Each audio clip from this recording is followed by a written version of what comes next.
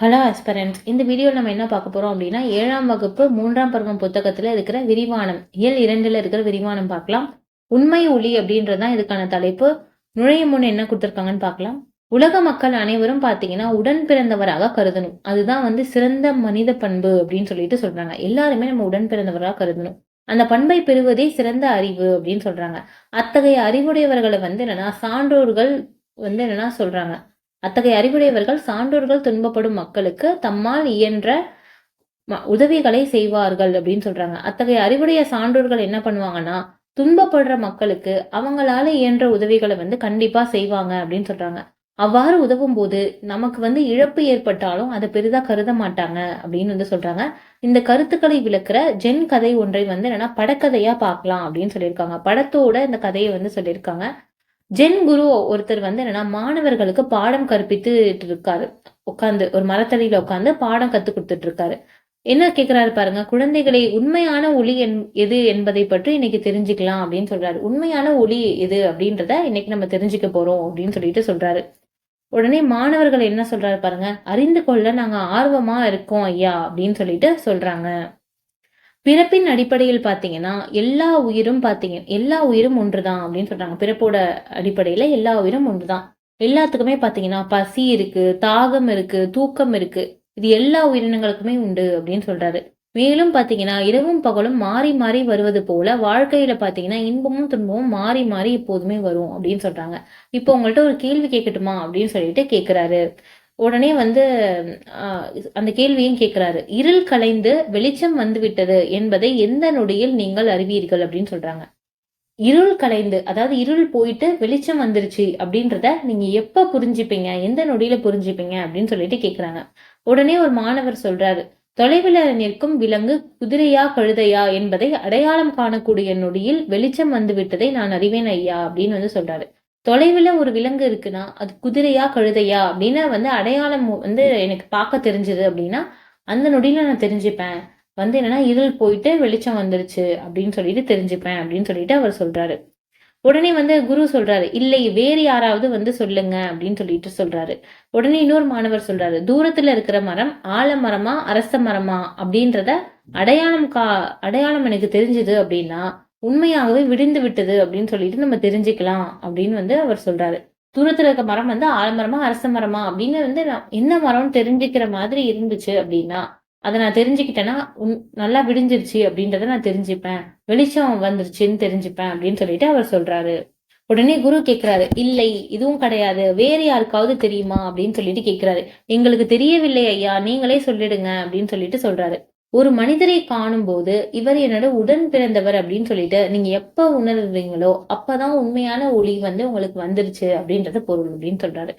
குரு என்ன சொல்றாருன்னா இதெல்லாம் கிடையாது. ஒரு மனிதரை பார்க்கும்போது நம்ம என்ன பண்ணணும், அவர் நம்மளுக்கு கெட்டது செஞ்சிருக்கலாம், நல்லது செஞ்சிருக்கலாம். அவரை பார்த்தோன்னே என்னன்னா நம்ம இவர் நம்ம உடன் பிறந்தவரா கருதணும் அப்படின்னு சொல்றாரு. அவர்கிட்ட பாசம் காட்டணும் அப்படின்னு சொல்றாரு.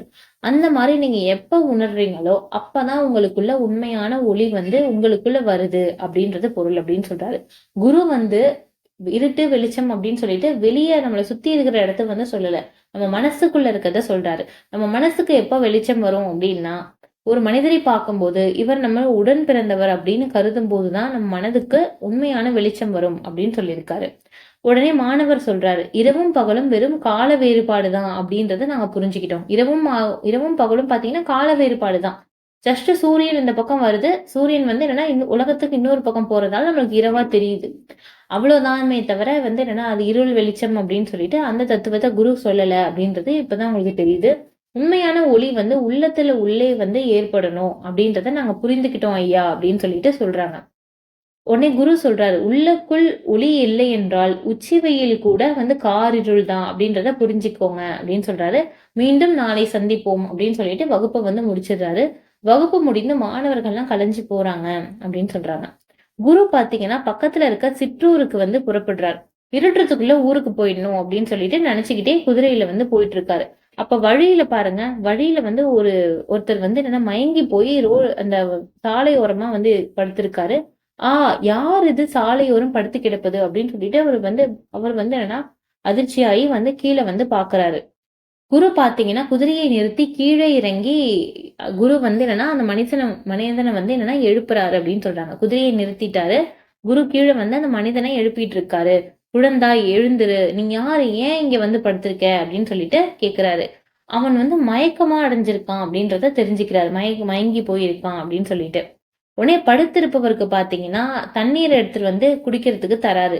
குழந்தாய் எழுந்துரு, இந்த நீரை கொஞ்சம் குடி அப்படின்னு சொல்லிட்டு வந்து என்னன்னா குடுக்குறாரு. மயக்கம் அடைந்தவர் பாத்தீங்கன்னா எழுந்து உட்கார்றாரு. எழுந்து உட்கார்ந்துட்டு வந்து என்னன்னா இவர் என்ன சொல்றாரு பாருங்க, பசியால நான் மயங்கி விழுந்துட்டேன் ஐயா, நான் பக்கத்து ஊருக்கு போகணும் அப்படின்னு சொல்லிட்டு அவர் சொல்றாரு. உடனே குரு சொல்றாரு, அப்படியா, சரி, அப்படின்னா என்கிட்ட பாத்தீங்கன்னா குதிரை இருக்கு, நான் உங்களை அழைத்துட்டு போறேன் அப்படின்னு சொல்லிட்டு சொல்றாரு. அடுத்து பாருங்க, குதிரையில அவனை வந்து ஏத்தி உட்கார வைக்கிறார். குரு பாத்தீங்கன்னா அவனை தன் குதிரையின் மீது வந்து என்னன்னா உட்கார வைக்கிறாரு. மெதுவாக ஏறுப்பா, பார்த்து உட்காரு அப்படின்னா சொல்லிட்டு ரொம்ப மெதுவா ஏத்தி உட்கார வைக்கிறாரு. குதிரையில ஏறிய அவன் பாத்தீங்கன்னா குதிரையை அடித்து விரட்ட ஆரம்பித்தான். குதிரையில ஏறிட்டு அவன் என்ன பண்ணான், குதிரையை அடிச்சு அவன் பாட்டு விரட்ட ஆரம்பிச்சிட்டான். அவன் வந்து என்னன்னா மயக்கம் போட்ட மாதிரி நடிச்சிருக்கான் குதிரையை திருடிட்டு போறதுக்காக. உடனே குரு என்ன சொல்றாரு பாருங்க, என்ன இது, இவன் திருடன் போல இருக்குது, நான் வந்து என் குதிரையை திருடதான் வந்து இப்படி நடிச்சிருக்கான் போல அப்படின்னு சொல்லிட்டு குரு வந்து அவருக்கே வந்து அவருக்கு சொல்லிக்கிறாரு. அந்த திருடன் பாத்தீங்கன்னா அந்த குதிரையை திருடிட்டு வந்து என்னன்னா கிளம்பி அடுத்தது பாத்தீங்கன்னா குரு ஏமாற்றத்துடன் நடந்து வந்து என்னன்னா பக்கத்து ஊரை அடையிறாரு. இங்க எப்படியாவது ஒரு குதிரையை வாங்கிக்கிட்டு தான் நம்ம ஊருக்கு திரும்பணும் அப்படின்னு சொல்லிட்டு பாத்துட்டு இருக்காரு. குரு வந்து என்னன்னா குதிரை சந்தைக்கு வந்து போறாரு, குதிரை வாங்கணும் அப்படின்றதுக்காக. அதோ அங்க நிற்பது என்னுடைய குதிரை போல இருக்கிறதே அப்படின்னு சொல்லிட்டு அவரோட குதிரையை அங்க பாக்குறாரு. அந்த குதிரையை வைக்கிறதுக்காக அவங்கதான் வந்திருக்கான். உடனே குருவிடம் குதிரையை திருடியவன் பாத்தீங்கன்னா அங்கதான் பக்கத்துல நின்றுட்டு இருக்கான். குரு வந்து அவன் தோலை தொடுறாரு. குழந்தாய் அப்படின்னு சொல்லிட்டு அவன் தோலை தொடுறாரு. அவன் பார்த்துட்டு பயந்துட்டான். நீங்களா அப்படின்னு சொல்லிட்டு பயந்துட்டான். குரு வந்து அவனை பார்த்து சிரிக்கிறாரு அப்படின்னு சொல்றாங்க. உடனே குரு வந்து என்னன்னா சொல்றாரு, யாரிடமும் சொல்லாத அப்படின்னு சொல்லிட்டு சொல்றாரு. உடனே அவன் வந்து பயத்துல எதை சொல்லக்கூடாது, ஏன் சொல்லக்கூடாது அப்படின்னு சொல்லிட்டு கேக்குறான். உடனே வந்து குரு வந்து சொல்றாரு, குதிரையை நீயே வச்சுக்கோ, ஆனா இது உனக்கு எப்படி கிடைச்சது அப்படின்னு சொல்லிட்டு யார்ட்டையும் சொல்லாத அப்படின்னு சொல்லிட்டு குரு வந்து சொல்றாரு. உடனே அவன் நினைக்கிறான், இவர் ஏமாந்தது வெளியில தெரியக்கூடாதுன்றதுக்காக தான் இவர் வந்து என்னன்னா இப்படி சொல்றாரு, வெளில தெரிஞ்சா அவருக்கு அவமானம் ஆயிடும்ல, அதனாலதான் இவர் இப்படி நினைக்கிறாரு அப்படின்னு சொல்லிட்டு அவன் மனசுக்குள்ள நினைச்சுக்கிறான் அப்படின்னு சொல்றாங்க. அடுத்த பகுதியில குரு சொல்றாரு பாருங்க, நீ நினைப்பது எனக்கு புரியுது, புரியுது குழந்தாய் அப்படின்னு சொல்லிட்டு சொல்றாரு. ஆனால் நான் ஏமாந்து போனது தெரிந்தால் எதிர்காலத்துல வந்து பாத்தீங்கன்னா உண்மையிலே யாராவது ரோட்ல வந்து இந்த மாதிரி மயக்கம் அடைஞ்சு விழுந்திருந்தாங்க சாலையில அப்படின்னா கூட அவங்களுக்கு யாருமே உதவி செய்யாம போயிடுவாங்க, புரியுதா? அதனால உன்னோட குறுகிய தன்னலத்துக்காக வந்து என்னன்னா நல்ல கோட்பாடுகளை வந்து என்னன்னா நம்ம அடிச்சிடக்கூடாது, இதை நீ நல்லா தெரிஞ்சுக்கோ அப்படின்னு சொல்லிட்டு சொல்றாரு. எதிர்காலத்துல இது மாதிரி யாராவது மயக்கம் அடைஞ்சு யாருமே பார்க்காம போனா என்ன ஆகும், பாவம் அவங்க வந்து என்னன்னா என்ன கதியாவாங்க. அதனால வந்து என்னன்னா நீ இது மாதிரி பண்ண அப்படின்னு சொல்லிட்டு யார்ட்டையும் சொல்லாத அப்படின்னு சொல்லிட்டு அவர் சொல்றாரு. குருவோட பெருந்தன்மையை உணர்ந்த அவன் வந்து என்னன்னா வெட்கிய தலை குடிக்கிறான். அவனுக்கு ரொம்ப அவமானம் ஆயிடுது. இப்படிப்பட்ட ஒருத்தர்கிட்ட போய் நம்ம களவாடிட்டு வந்திருக்கோமே அப்படின்னு சொல்லிட்டு அவன் ரொம்ப வந்து வெட்கம் அடைஞ்சிட்டான் அப்படின்னு சொல்லிட்டு சொல்றாங்க. நூல்வெளி என்னன்னு பார்ப்போம். ஜென் என்னும் ஜப்பானிய மொழி சொல்லுக்கு தியானம் செய் என்பது பொருள். ஜென் அப்படின்றது ஜப்பானிய மொழி சொல் தான், அதுக்கு தியானம் செய் அப்படின்றதுதான் அதுக்கான பொருள். புத்த மதத்தை சார்ந்த துறவியர்ல பாத்தீங்கன்னா ஒரு பிரிவினர் தான் ஜென் சிந்தனையாளர்கள் அப்படின்னு சொல்லுவாங்க. புத்த மதத்தை சார்ந்த துறவியர்கள்ல ஒரு பிரிவினர் தான் ஜென் சிந்தனையாளர்கள் அப்படின்னு சொல்லிட்டு சொல்லுவாங்க. இவர்கள் பாத்தீங்கன்னா பெரும்பாலும் சீனா, ஜப்பான் ஆகிய நாடுகள்ல தான் வந்து வாழ்ந்துட்டு இருக்காங்க அப்படின்னு சொல்லிட்டு சொல்றாங்க. அவர்கள் பாத்தீங்கன்னா தமது சிந்தனைகளை சிறு நிகழ்ச்சிகள், எளிய கதைகள் மூலயமா வந்து விளக்கியிருக்காங்க அப்படின்னு சொல்றாங்க. அவங்களோட சிந்தனைகளை பாத்தீங்கன்னா ஜென் குருலாம் வந்து என்னன்னா சிறிய நிகழ்ச்சிகள், சிறிய கதைகள் அது மூலயமா வந்து என்னன்னா எளிமையா எல்லாருக்கும் புரியுற மாதிரி விளக்கியிருக்காங்க அப்படின்னு சொல்றாங்க.